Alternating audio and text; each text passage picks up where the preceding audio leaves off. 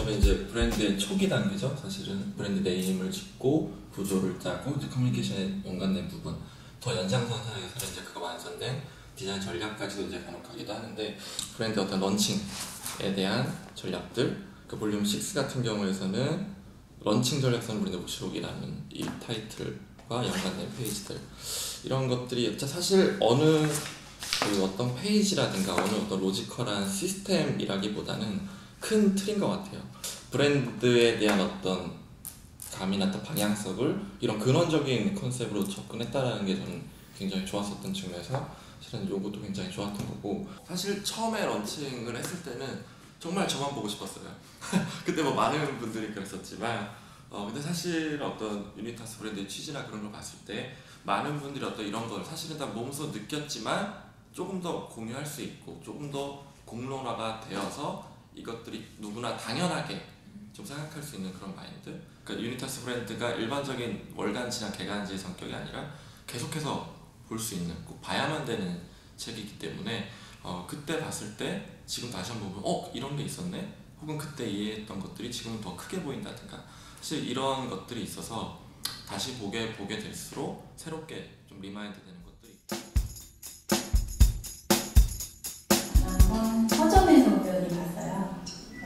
대학 때 전공이 광고 디자인이었고 광고 회사보다는 브랜딩이라는 것 자체가 저는 좀 관심이 있었거든요. 제 일을 하고 싶다는 생각을 할 때 유니타스 브랜드 강의 이제 관심이 있었으니까 소식들을 들으면서 찾아가게 됐어요. 근데 아내가 창업을 한다 해서 저는 아직도 제일 와닿는 게 그거예요. 3번 망한 생각하라고. 근데 그게 오히려 저는 되게 격려가 됐어요.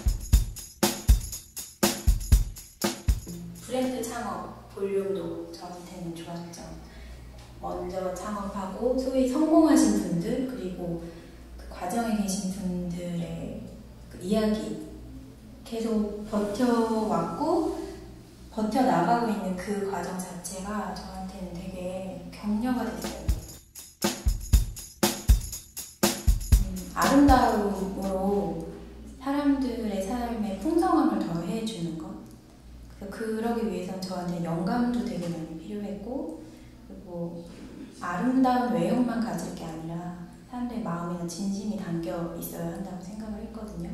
그렇게 해서 출발을 하게 됐던 것 같아요. 근데 보통의 창업 관련 세미나를 듣게 되면 대부분 이제 아이템 그리고 트렌드를 이야기하죠. 근데 그거는 좀 어딘가 아니란 생각이 들었어요. 그거를 무시할 수는 없지만 그게 시작이 아니라 나에게서 먼저 시작을 해서 나다움이 녹아나갈 때 제가 지속적이고 즐겁고 행복하게 나만의 브랜드를 할 수 있지 않을까. 그래서 그게 가장 먼저 저한테 적용이 됐었던 것 같아요. 중심을 많이 잡아줬던 것 같아요, 유니타스 브랜드가.